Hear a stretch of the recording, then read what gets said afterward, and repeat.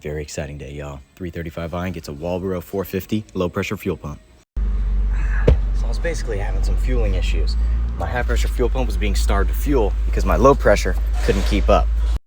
On these cars, you typically want anywhere from 70 to 80 PSI usually. Mine was dipping down way into 40, which is not enough.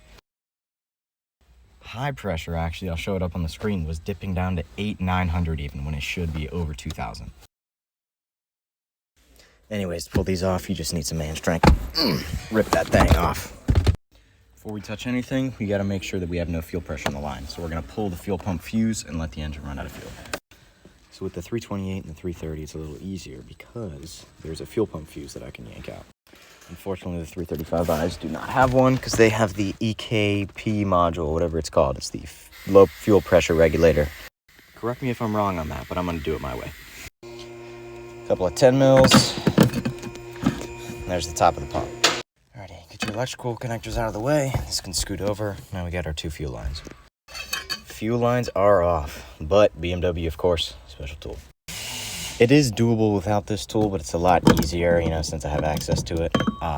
You can do the old hammer and screwdriver trick if you really want.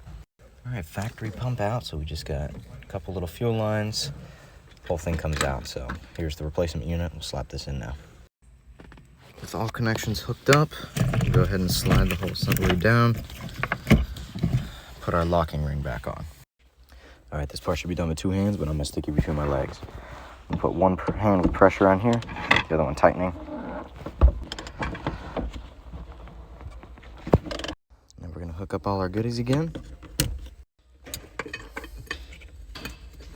All right, cap on with all these fumes in the air. I will not be using my Amazon electric ratchet. We're gonna go old-fashioned. All set. Should be ready to start.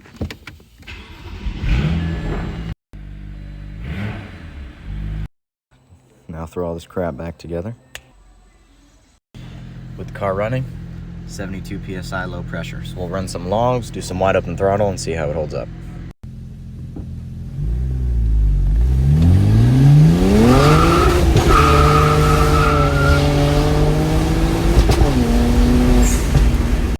Here's a quick log I just ran. So here's the low pressure. As you can see, throughout the whole pull, it stayed anywhere from 70 to 80 PSI. Here's my rail pressure, which didn't dip below 1500 was the minimum. Versus before, you can see this huge dip in low pressure, which causes a dip in high pressure. Like and follow for more content like this.